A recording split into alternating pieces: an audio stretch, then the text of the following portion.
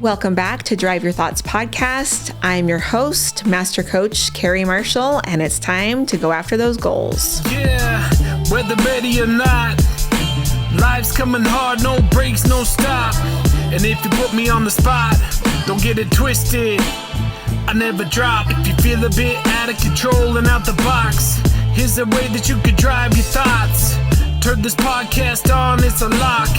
Carrie Marshall on the clock. Okay, well, I just like to I've done the ones where we like start and we're like intro, but I don't like that anymore. I just like to just hang out. Jump right into it. So I'm so excited that you're here because I have to say, I kind of didn't know if you were going to show up today because of the snowstorm. Yeah, I know, right? It's like, that's a big thing. Yeah. I know. So for anybody that hasn't or isn't in Utah right now, we just had the massive snowstorm. We haven't had a snowstorm like this forever. It's been a while. Yeah. And time. Both you and I, you're a skier, I'm a snowboarder. So even I was like, I don't know. Do I call Jarom, tell him that maybe we just have a conversation on the lift? Let's plow through it. Oh yeah, I'll take that on the lift for sure. Right. So you've been out skiing several times with your kids and everything. How is it going? How's the snow? How's everything? Oh my gosh. It's been incredible. I mean, the beginning of the season was a little, as you can expect, just like not enough snow, but it was fun to just get out there with the kids. It had been a while since I had skied. So first couple of times we took it easy. And then the first major storm that hit like 2 weeks ago, I got up on the mountain with my boys and it was like a wonderland. I mean, it was God's playground for skiers and snowboarders. It was absolutely insane. And there wasn't a day that we weren't in at least 2 feet of powder. Oh my gosh. And hitting cliffs and jumps and just the fresh powder and the light powder and the crisp air and all that is incredible. So fun. So I was a snowboard instructor for about 10 years. And I think one of my favorite things about being up on the hill so much and spending most of my time in the winter up there was on days like that, hearing people like giggle from the lift. And then 3 runs over, hearing just people just joyously shout out. Yeah, this is amazing. Like that was one of my favorite things is just, because we all have been there. We've all had those epic days of it's when you're in that type of environment with the people that you love, there is something just so joyous about it that you just can't stop laughing, giggling, smiling, just, taking shots of powder to the face and just soaking it all in. I love that. Yeah, it is. You're exactly right. It's majestic for sure. So you mentioned something really that I want to talk about from the get-go of there's a reason that you haven't been skiing for a while. Yeah. Last year at this time, you were in a really bad accident. I was. It was exactly 1 year ago, actually, right now. Mm-hmm. And just out to the sand dunes with a couple buddies. And I mean, a ride that I have done hundreds of times in my life. The same track, on my same bike. I've done, I just know it like the back of my hand. And what was interesting about this day was, one, and I'm sure we'll probably talk about this later in the podcast, just my natural desire to network with people. So the 2 guys that I was with, the one guy was the guy that taught me how to ride a dirt bike, and I haven't ridden with him in like 12 years. So I was super excited to get out there and just rally with him and show him like the improvement that I had, right? And then the second guy I just met about a month prior to that. He had no idea who my buddy was. And so it was just 3 of us that were totally random. And we were like a bunch of kids out there in the sand dunes just messing around. And we did one ride in the morning. We came back, ate lunch. And then when we went back out, we had one more ride left. And I came up over a dune and hit like 2 feet of snow on a north-facing dune. And what was interesting is through the holiday season last year, there was a lot of rain and then freezing cold temperatures, but no rain. So everything just iced over. And then it would dump snow. And so this dune underneath was just a sheet of ice. And that snow had been on there for a while. And so when I came down and cracked it, caused a massive avalanche and took me about 100 yards down this dune. When I hit the dry sand at the bottom, it was just really wet and soft. I flipped and snapped my femur, shattered my hip, broke 2 fingers, 3 ribs, and knocked me out. And what was nuts is, to give you an idea of where the break was in the femur, the doctor's like, if you were to take a 2x4 and break the 2x4 in the first like 12 inches of the 2x4. That's where you snapped your finger. I mean, the amount of torque and pressure that had to my body went through when I rolled through that. I'm lucky I'm alive. Well, and the dunes are out in the middle of nowhere. Yeah. And so to get medical help out there in the time that we're in, right? The dunes aren't super busy right at this time. So no. In fact, there were probably like 15 people out there. Right. Yeah. So, I mean, it's in a remote area. You have two guys that maybe you don't know really super well, but I know that they got right into action. They did. Taking care of you, trying to figure out what happened, trying to figure out how to get medical help out there. But then the recovery afterwards was intense. Can you believe that was last year? I can't. Like, it's crazy that it's been 1 year, and just how what I've been able to accomplish in 1 year, even physically, has been unbelievable. But I do want to mention something about this, because I think you'll like this, because I actually haven't shared this with a whole lot of people. When I came to after being knocked out, I remember being really confused. Like, I was like, oh my gosh, what happened? Did I wreck? And I was hurting everywhere, but I was already in major shock, right? And so I didn't really want to move because I didn't know what was broken. I was laying on my stomach. I was face down. And my buddy one of my buddies comes running over and kind of helps me up onto my back. And I remember like listening to him talk to another guy that had come over, and then our other buddy finally came over and found us. And they were talking about me in the accident, but I just remember hearing their voice, and what they were discussing was, look at Jarom's leg. Like, they could clearly see, because of the way my body was bent and how they lifted me over, that it was broke, but hadn't told me that. And I didn't believe them, because when I tried to get up, I'm like, guys, just give me 5 minutes and I'll stand up. I'll get in a razor.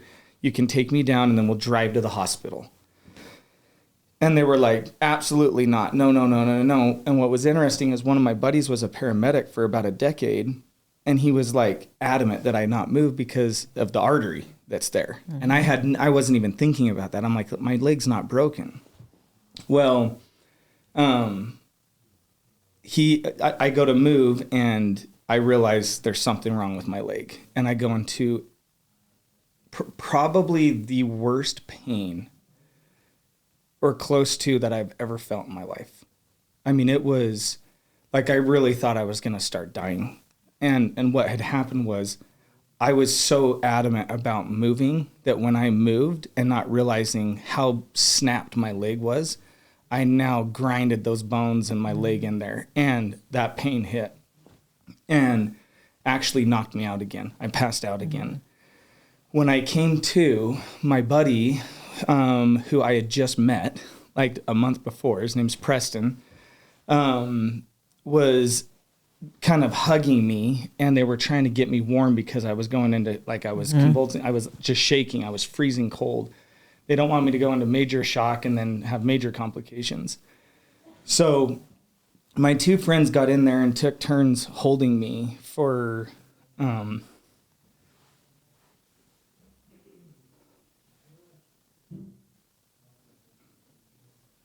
90 minutes.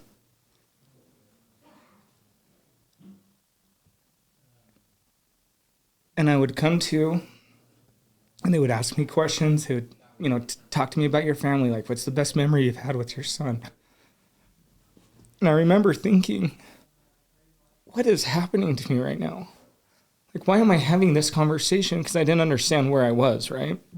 Like, I thought like I was literally dying, because I was in the pain, and then I was having conversations and telling like personal information to my friends, not realizing they were just doing that to keep me as coherent as I could until the ambulance got there. And, people can define spiritual experiences in a lot of different ways. And what was timely about that specific experience is, as I reflect back and I look over all of the successes and failures I've had in the last year, I actually tie it straight to that accident. And that 90 minutes that I had with both of my friends trying to keep me coherent and reflecting because of this moment of, I didn't know if I was actually going to die or not because I didn't understand. So in my mind, I was going through all of the regrets or all of the things I wanted to get done. Like, oh my gosh, I'm so close to achieving this. I'm so close to getting this. I've got to be there for my son on this. I've got to be there for my daughter when she graduates. I got to do all of these things. And it forced me to create my 2022 game plan. Yeah, absolutely. So when I came out of that and I started reflecting about this emotional experience I had tied to this very, very deep thinking and clear thinking, because it was like, what are the things that I wanted to get done? Mm-hmm. Right? And then led into a year of absolute extraordinary success and just blew my mind what we were able to accomplish. But I thought I'd share that.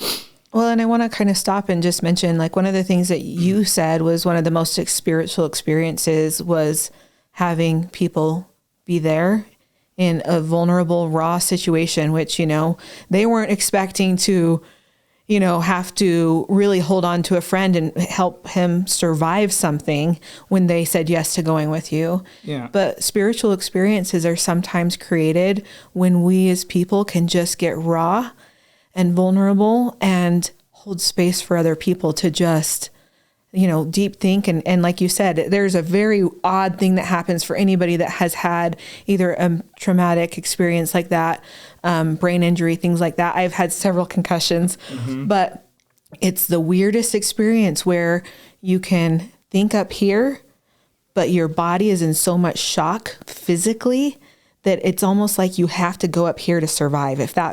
You know exactly what I'm talking about. And so there's a different way of thinking when you're in that space that you really are doing the deepest part of your thinking of like, what am I proud of? What do I, what am I missing out on? What if this is a big thing? Because at that moment, you know, you still are in shock, but even afterwards, I mean, your recovery was intense.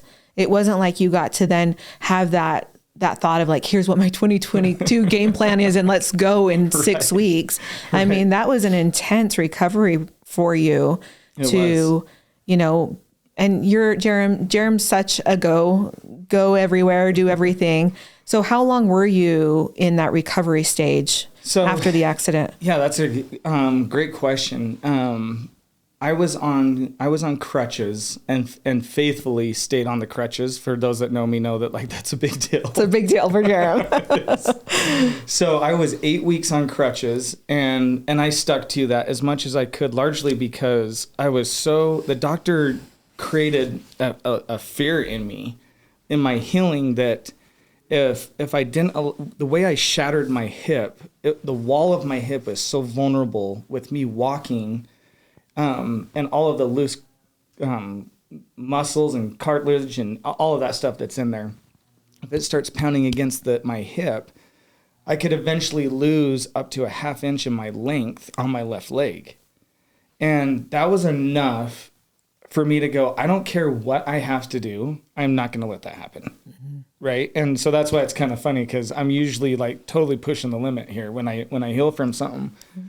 And so I was 8 weeks on crutches and then just slowly recovering.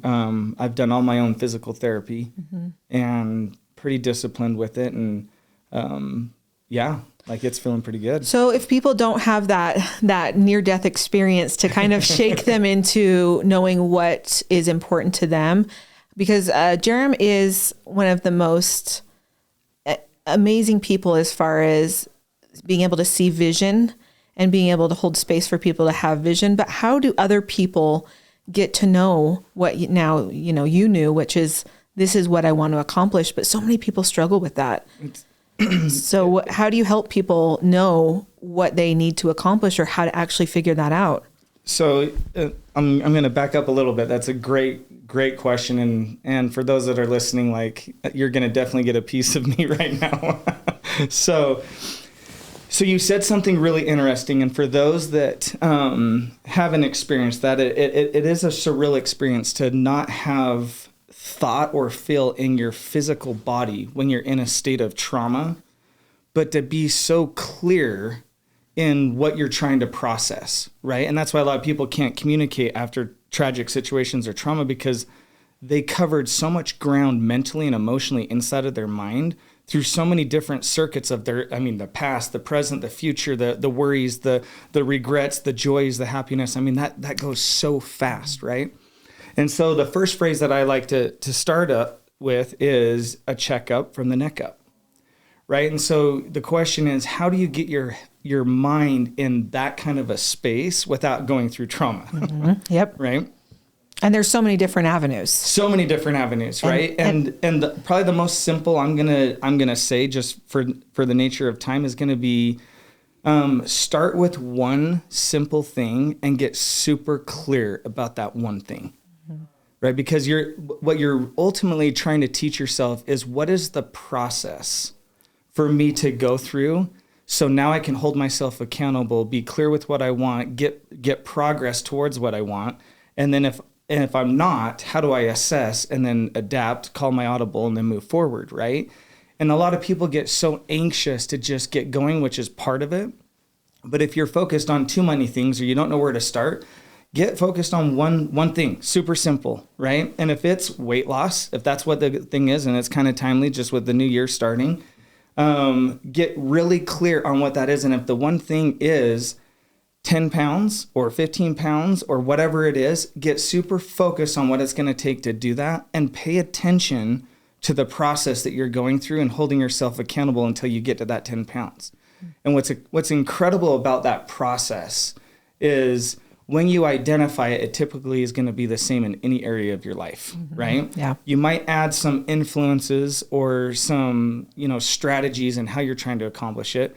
And that's just the next level of becoming your best self, right? But for anybody starting out, and you're saying, how do I start out with people? It's find one thing that you can get super clear on. And if you can get in that space of mind, the checkup from the neck up, right? Mm-hmm. And a lot of that is, what's really funny is if you were to wake up early, just one morning, like if you're not a morning person, just try it. If you're a morning person, great, you're going to do it. 5 o'clock in the morning, 4 o'clock in the morning, take a shower. If it has to be cold to wake you up, wake up, go find a quiet area in your house, set your phone timer for 20 minutes. Put your phone away, have a notepad out. Don't plan on writing anything. And what you're going to do for 20 minutes is you're going to do your very best to, whatever thought comes to you, finish the thought. Mm-hmm. Finish the thought. And if it is, I've got to run my kids to school at 9 o'clock, and you're already thinking about that, that's okay. Yep. Finish the thought of what that means. Why are you thinking about that? Yes. And finish that thought. And then you'll go, oh, resolution, right? And then you'll think of another thing, and train yourself to finish those thoughts. And I say early in the morning because meditation, right? It's quiet, it's peaceful, no one's up, no distractions. And to really focus, the idea of that is to remove distractions, right? Mm-hmm. And so if you can finish that thought, then this is where you begin to experience, to some degree, this checkup from the neck up, right? Because now what you're doing is you're processing information, and you're not moving around, you're not taking notes or whatever. And then when your buzzer goes off and you open your eyes, or you get sit up or whatever it is, grab that piece of paper and pen and start writing down action. What is the action that you feel like you need to take? And what, not goals, not anything like that. What is the action? And the reason I'm sharing this with you is you're kind of going through a process of elimination. You're trying to get super focused on that one thing. When you write down the action, you can go back and see on that list, I've got to do this, I'm going to do this, I'm going to do this, I've got to finish this. And now all of a sudden you can see a day that's organized, and you can see effectiveness, right? You can see, oh my gosh, I have a little more time, or I want to spend more time doing this, and now you can get super clear on that one thing. Well, and it helps you really understand where your intention is supposed to be for the day, so that when we are going throughout the daily, I need to do this and this and this, it just shifts it just enough so that then we're like, but the intention is, to do this or be present here, and it does. I love that you talked about the action, because I think a lot of people are used to, thinking about things. Well, I have priorities. I'm like, where are they? What is it? What are the actions? And then they get, well, it's up in my mind. And I'm like, No, this is not a storage unit. Our brain is not great at storing things, but when we can get it written down, we start to see a couple things. Like you said, we start to finish our thoughts. So we actually see things through instead of letting our mind wander. The second thing is we actually start to see patterns. You know, if I wake up every day and I'm freaked out about something, you know, oh, I need to do this and this. If I start to see every morning that pattern, why haven't I solved for it? Yes. Right? Exactly. And so I love that you talked about that. That's so important. So what did you get so clear about with 2022 in that moment after the accident that as you were recovering, you were like, okay, let's go. Let's get this done for 2022. Yeah. So a couple things. One, so October of 2021, I bought a company. Right? Touchpoints Pro. Yes. And I know you had Steve Mortensen, one of my partners, on your podcast a couple weeks ago. And so that was really fresh, right? So there were a lot of things happening during that time in trying to take this company that's been super successful in the past and has gone through some, you know, hard times, and now we're getting ready to turn it around. And so my mind stepping into that and part of that commitment as well, just so you know, your listeners understand, my wife and I took everything we had and bought this company. And this is 21 years of being married and having businesses that have succeeded and failed and trying to be smart with our money and save our money and all of these things. And for the first time in my life, I went all in on me, and it was exhilarating. And this motivation I had through the end of that year and then into when I broke my leg, it was like I was going to accomplish. I had so much that I wanted to do in my first year of business. And during that process, the checkup from the neck up, as I was sitting out there on the dune and I was getting clear with stuff, it was, there are two things that I had to focus on. This wasn't necessarily about growth and accomplishing all these big goals and I'm ready to, you know, be this big successful company. It was, I have to master the sales process and the retention process.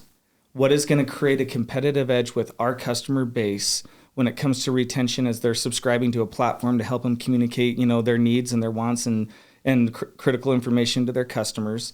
And so how can we make sure that they're constantly using the platform, seeing value in the platform, and staying subscribed? There's a sticky adhesive there, right? And it was like, well, people think, well, yeah, of course. But what I came to realize was I had actually never gone through that process myself. Mm-hmm.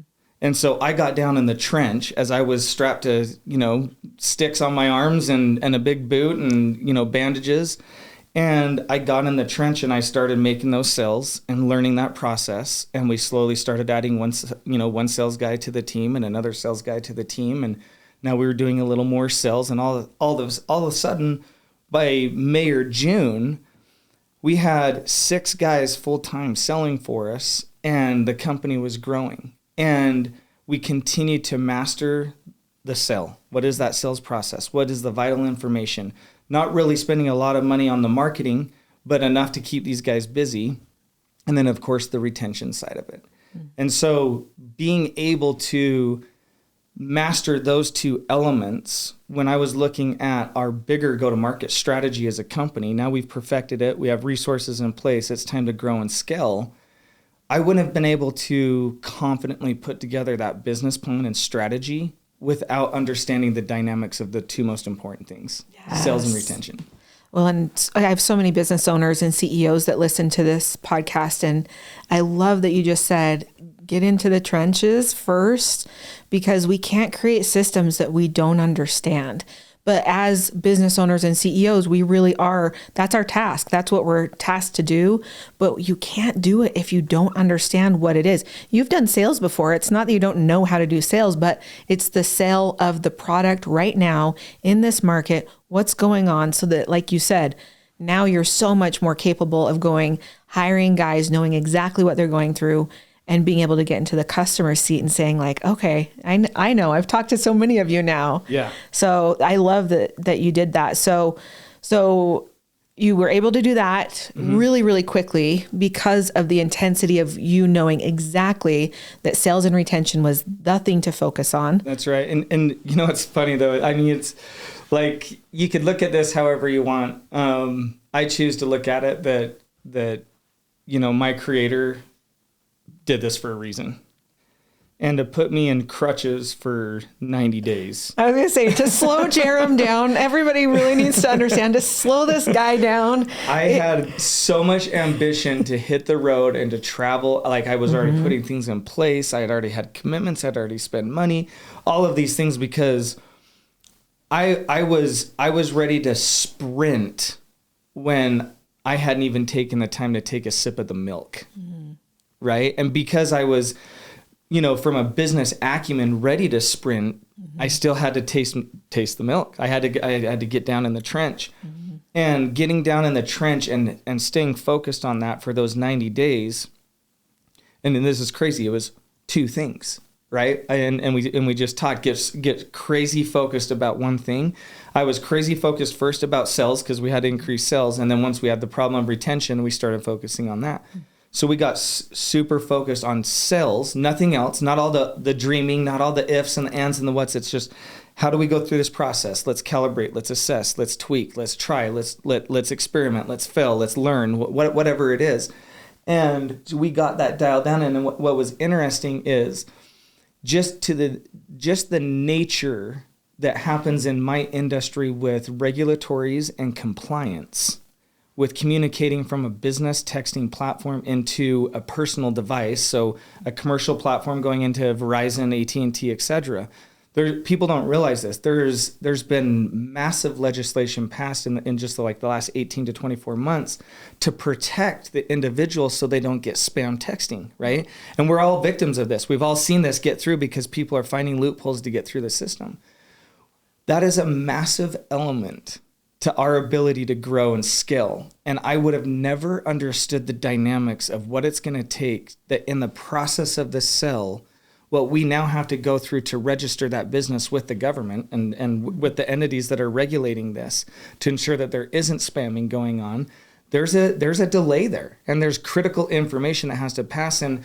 And my high level view looking down would have been, well, we need to speed that up. We need that. Like, why is it taking 10 days? Why is it taking 7 days? Why, like 72 hours? This is ridiculous. This needs to be same day stuff. Right. And now going through that and mastering that, I was able to project and create our strategy now for 2023 of going to market and properly being able to allocate budget and funds and spend so we not only can experience that vertical growth, but retain that growth. Well, and I love that you just talked about slowing down sometimes to hit the success. I think that oftentimes we all think that we need to speed up, and I'm definitely guilty of this, of thinking that I need to do more in order to succeed more. But like you said, slowing down, forcefully slowing down for you, but that was able to then catapult what you're going to be doing in 2023 with this business. Yeah. That's so cool. I love that. So personally, what did you kind of see in 2022 that needed to happen for you to then feel fulfilled, loved, supported throughout, as you went through that as well? Yeah. I think I'm going to try and be careful how I say this because I want it to come out exactly how I mean it to come out. So I'm 44 years old. I've been married. This will be my 23rd year of marriage. I can't believe it. Like, it's absolutely crazy. I've got 4 absolutely beautiful children that are everything to me and my wife. And as anybody can respect and expect and is in the process of learning now, that marriage is tough. And we had made it 22 years out of just sheer grit and commitment and perseverance, and to large degree just because of some of our influences like blind ignorance that are around us in where we live. And we finally got to a point where it's like, I think you get to a point, at least this is what I experienced, where if this is what it's going to be for the next 22 years, I don't know if I really am up for that. You know, I don't necessarily need it to get easier, but I want it to be more joyful. I want it to be more fulfilling. I want there to be more aspirations between the two of us, and not functioning as just two separate entities, but really, what does it look like to function as one and one unit, right? Yeah. And, I think I'm really glad that you're bringing this up because, we're couples. We have a group of friends and we're all friends, but I see this all the time where, we all get in that space of like raising families, raising businesses, honestly, right? Like we get to this space where we're like, let's do this, let's go. And then occasionally we look at each other and we're like, you're a really great roommate, right? Like we've done well with exactly businesses or our kids or whatever, but then we look at each other and we're like, yeah, what is this going to look like? I had one of my clients that was, retiring, and he was terrified to be with his wife. Right. And he was just like, I don't know her. And he's like, her life and my life are very, very different. And he was so terrified and that's what he wanted to work on was, how do I fall back in love with her where the next 22 years are the most exciting things ever? Mm-hmm. I like her. I think there's possibility, but if it's what we have been doing for the last 10 years, it's a no for me. Yeah, you're exactly right. And so what was really interesting is that I wasn't necessarily thinking that was going to be like a major focus for 2022, right? But given the circumstance in that accident, it was like, it's now time to take the reins of my life and design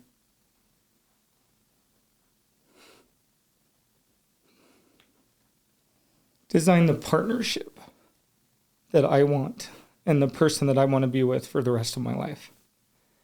And I had no idea what that even meant when I was saying that to myself, because I've read a lot of books. I've gone to a lot of seminars. I've heard a lot of philosophies on, design your life, take control, all of those type of things.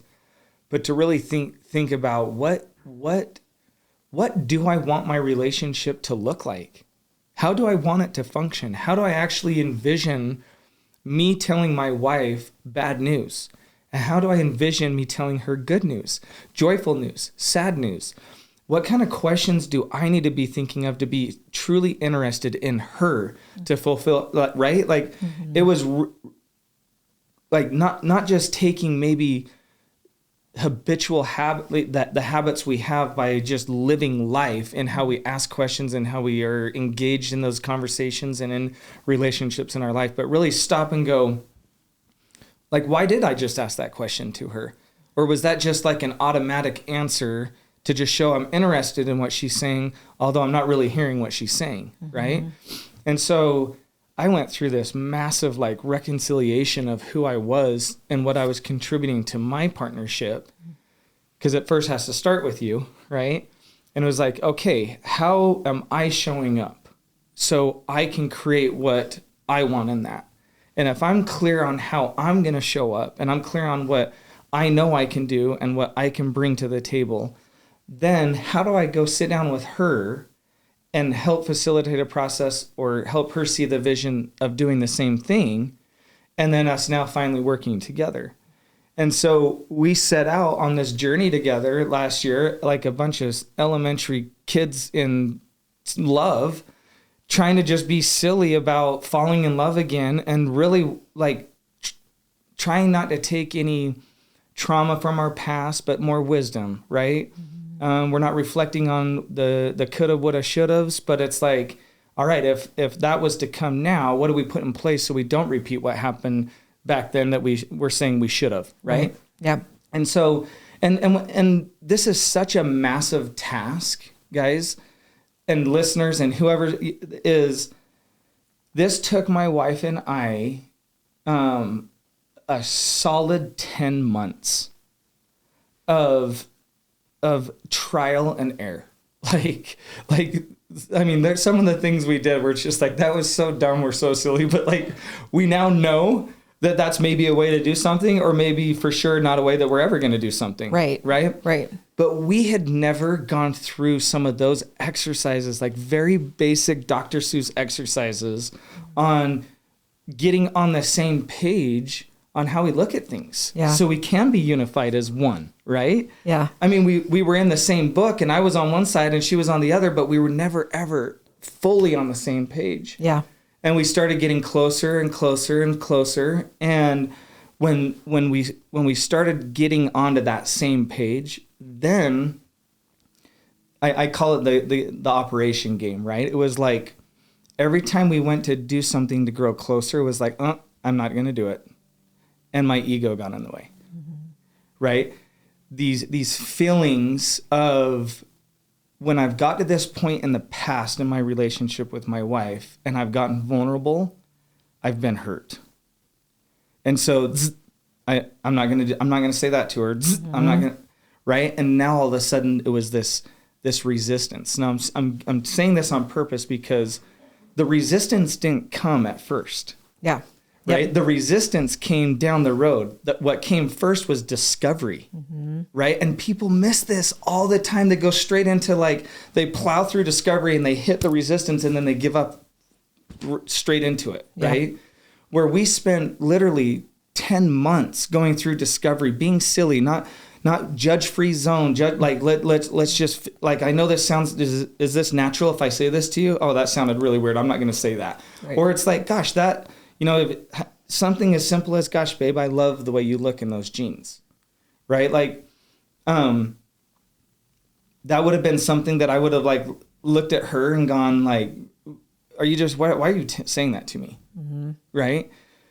But being in a space where it's that actually felt good because I accepted a compliment from my wife and it reassured me that my wife was attracted to me. That she was paying attention. Yes. Yeah, she's paying attention to you, thinking of you. Yeah. Exactly. And it was if we would have that discovery, that's not resistance, that's discovery. That's trying something new and going, gosh, that kind of felt good because I allowed myself to accept a compliment in physical attraction and reaffirm to me that, gosh, my wife actually is attracted to me, right? Or whatever. Yeah. And so we go through this discovery process and then the resistance hit and the ego kicks in. And now this is where the change has to happen. Yes. Right? And you're really going, okay, I'm not used to feeling this way. I don't like the way I feel because I'm having to get super uncomfortable or vulnerable in a conversation with your spouse, right? And with her, it was. We were talking about things where it's hard conversations now began, right? And but it would not have worked if I wasn't super clear on what I wanted in the very, very beginning. And I got super laying in bed for especially the first 30 days after that accident. I couldn't move. I literally laid in my bed for 30 days. And I literally wrote out exactly how I wanted the next 23 years of my marriage to happen. How I saw us going on date nights, how I saw us having conversations with our kids on what them getting married and going to college and then having their first kid and maybe going through a divorce or a death. I really tried to get in a space and what does that really look like? Because if I'm going to design it, if I don't know what it looks like, what am I designing, right? I'm just spinning. And so I bring that up because if I wasn't super clear on what that image was that I created in my mind, then when I hit the resistance 10 months later, that the resistance only lasted for about 6 weeks.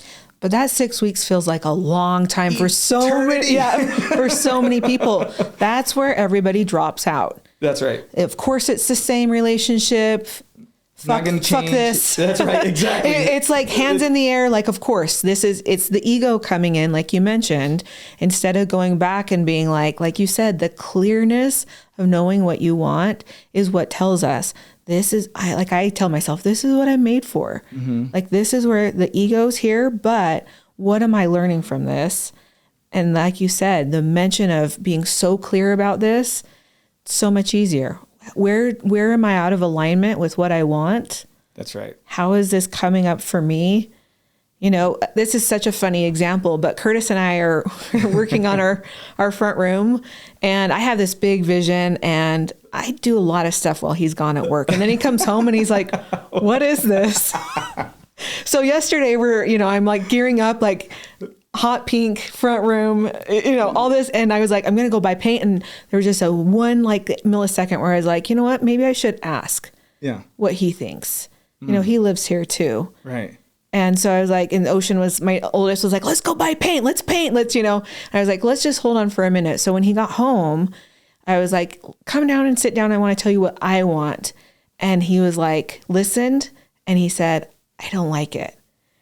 And that was where that, like you said, that zzz. Yeah.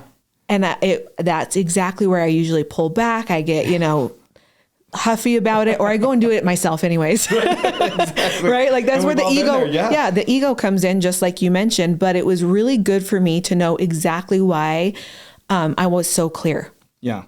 And I was like, my thing that I'm really wanting is for this room to just look nice. I just want an update. I want it to be refreshed. And so I said, here's what I'm wanting. And I want you to feel like this is a home that you like to come home to. And he said, I would hate that hot pink wall. And he's like, I would be embarrassed if people came over, Yeah. And he's like, I'm with girls all day long with you guys. And he's like, I love having all girls, but I'd really like to have something a little bit more masculine. And I was like, wow, I had no idea. Right. That ego comes in and says, well, I can do whatever I want to, I'm just going to go. But it was fascinating to hear his point of view. And I thought, well, my one objective is to make it look nice. And I told him that. He's like, I have this idea. What do you think? I was like, that would look really nice. And it would give him what he wants, which is a place that he loves to come home to. Powerful. Right? So it's just like you're mentioning that 6 weeks out of 10 months, though. I mean, like you said, though, I'm sure when you hit it, what happened for you when you hit that 6 weeks? Because we don't know at the beginning that it's only going to be 6 weeks, right? That's right. Exactly. And it's like the image that comes to my mind that we've all seen around, social media or in books or whatever is like, you're 6 inches away from the diamond mine, right? And you never know how close you are, whether it was 6 weeks, whether it was 6 months, 6 years, it can all be relative. I didn't go into it thinking it was going to happen that fast. And all it was it was just another step in the progress. So the 6 weeks of the grind, there's a new grind now with this new level of commitment that we have towards our marriage. But what was really interesting that I'd never really actually stopped and thought about as I assessed like my 2022, and this was just over the last couple of weeks, is when I got super clear on what I wanted and relevant to my marriage, right? And then we had that resistance hit. The clarity gave me perspective. And so when the buzzer went off, I was quickly reminded of the clarity of what I wanted, the vision, which gave me a perspective. And then I saw this situation that we were in as like this minuscule, like flea. Like this is so insignificant. And it just opened my eyes to, how many times in our relationships do we make big things out of small problems, right? Like what I was feeling was a real feeling, but because it was a real feeling to me, we have I noticed, at least personally, that it's like I wanted to bang my chest and go, no, I'm not going to do that. Like that, this is my way, and my ego, right? Like, no, I don't. But it was like, actually, like that is so insignificant, babe. Yeah, for sure. Like I'm on board with that. Like that makes I'll never do that again. That makes so much sense. Yeah. Why? Because I was clear on where I wanted to go, which elevated my perspective. So when I dealt with that resistance, it was like, oh, that's a speed bump. Yep. Or it was like, all right, babe, we've got to get the shovel out. We need 2 hours. We're going to be here for a while digging on some things.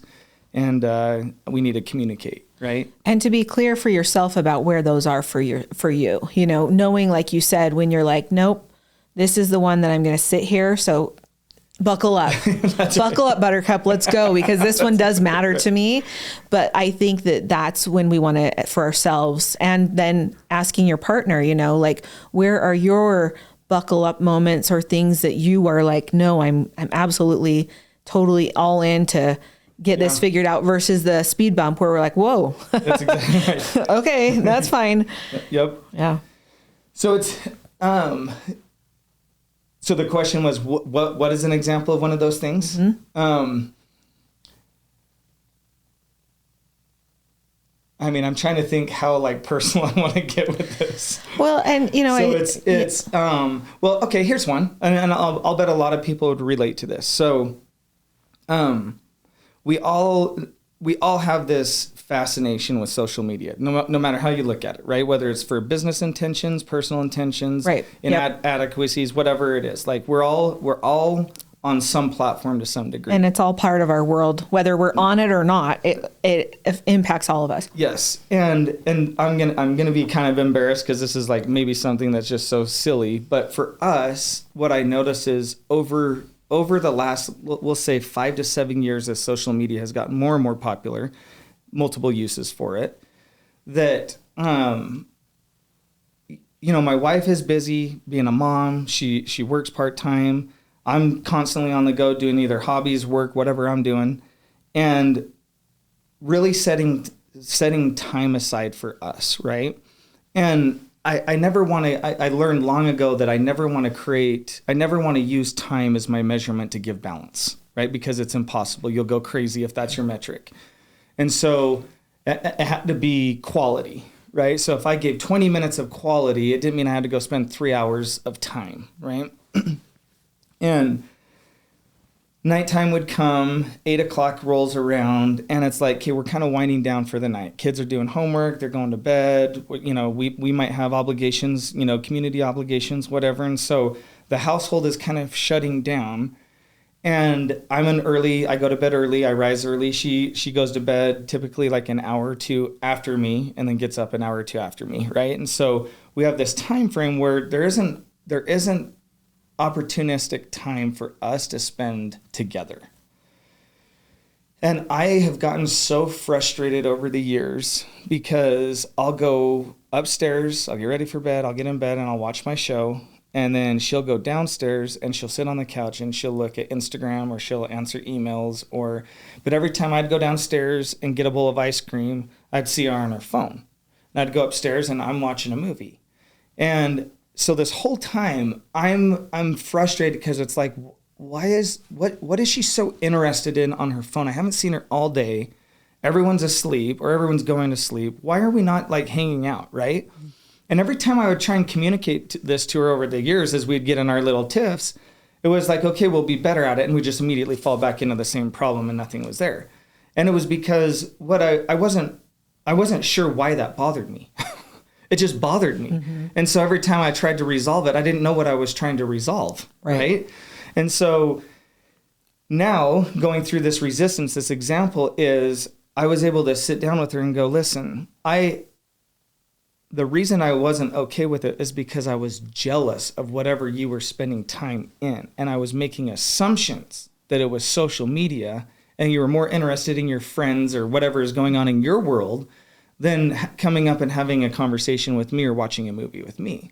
So one, I recognize that deep and down, and you guys, this takes you got to be honest with yourself here, right? As silly as this sounds. And so I'm like, gosh, maybe I'm like insecure to some degree in my own marriage. And so now I go through this discovery process of, I do feel inadequate because the time that I am spending with her and her with me, the action isn't making the deposits to secure the emotional confidence in the relationship, however you want to define that.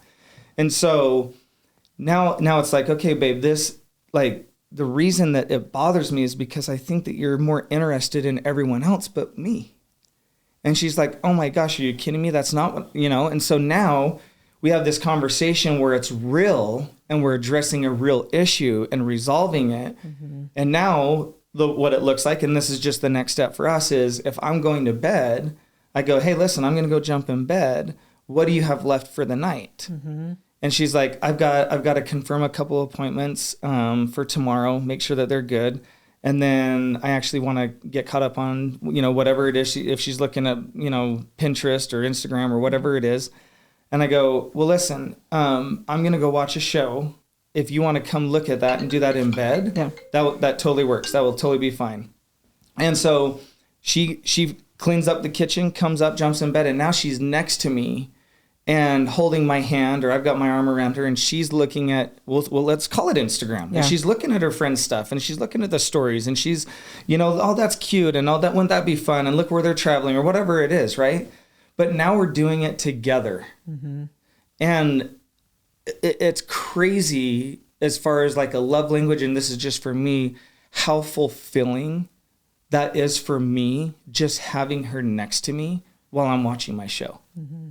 And guys, I know this sounds kind of crazy, but going through this, like, that was a very significant aspect to our relationship that allowed us to go to the next level in our relationship, because we resolved an issue that had been just, surfacing its ugly head in so many different ways over our married life, of just not being super clear on why I might get annoyed or why I get frustrated, or why my ego gets hurt, or why I'm being pouty, or why I'm playing games, or whatever it is, versus like really dig deep and ask why. And to just be able to know that when you ask that question of why, like, why is this bothering me? That whatever comes up for you is valid, but you also need to then ask, like, okay, so, but, oh, I'm bugged because she's not spending time with me.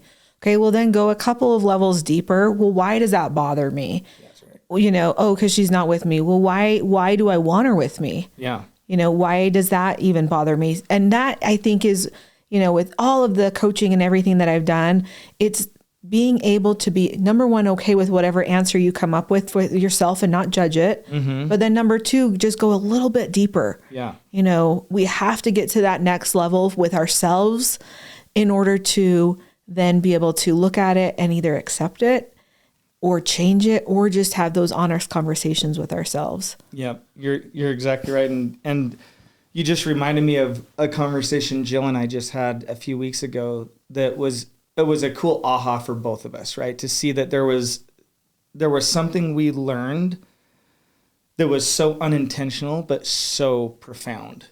And so a situation where as you're reflecting on whatever the issue is and you're being honest with yourself, and I love what you said, you're exactly right. It's like, that is a real feeling for you, right? As silly as it might sound to someone else, like, that's a true feeling or belief that you have. And so don't judge it. Don't worry about it. Just accept it. Realize it. Make sure that that's clear on how you feel that way, or that's what's making you feel that way. And so now, as her and I have made the attempts to get the shovels out, we're going to be here for a while. We're going to do some digging, right? And we go through this conversation, that asking the question, well, why is it that you feel that way? Maybe like, where did that belief come from? And this dialogue now of not so much like who's right and who's wrong, or my way or his way or her way, but more or less this beautiful process begins where you begin to question maybe your own beliefs about things or habits and things like that. And you've probably never questioned them before. Mm-hmm. And so the resolution comes so much faster. Mm-hmm. And a lot of times just talking through it and realizing and going against the grain a little bit on your belief, and like, well, like, where did that stem from? Oh my gosh, I actually don't believe that anymore. Mm-hmm. Right. And it's like, that's a big deal to make that discovery, because everything else we're talking about is irrelevant if that belief just changed. Yeah. Right. Yep. And so this idea of this process of uncovering those golden nuggets, right? Anyways, yeah, I love that. I've got a lot going through my mind right now on that. I could go another hour with this. So that's so awesome. Well, I'm so excited to have you here. This has been so much fun. You and I could talk for hours. I know, it's so true. We scratched this much of what I want to talk with you about. So, we're definitely going to have you back on the podcast. Cool. And thank you for sharing. Where can people connect with you and get more amazingness from you? Because you are always sharing inspiration. Yeah. I love following you on Instagram. So what is your Instagram handle, and how can people find you? So okay. JAROMDAZ, Jarom Daz. Follow me. Like, you'll get to know my family really well and what's important to me, and fully transparent in how I live my life. And so that's probably the best place. And then Facebook, Jarom Dastrup. You can find me there as well. Awesome. And your company is Touchpoints Pro. Touchpointspro.com, and that's S plural, so touchpointspro.com. You can check us out, and we'd love to help any of you out. Awesome. Well, it's been so fun. Thanks for being here. Cool. Awesome. Thanks, Carrie. Yep. Thanks for listening to this podcast episode. If you're ready to get in the driver's seat of your own life, you can come and follow me at Drive Your Thoughts Coaching on Instagram, or come and see more ways to work with me at driveyourthoughts.com. Yeah, whether ready or not, life's coming hard, no breaks, no stop. And if you put me on the spot, don't get it twisted, I never drop. If you feel a bit out of control and out the box, here's a way that you could drive your thoughts. Turn this podcast on, it's a lock. Carrie Marshall on the clock.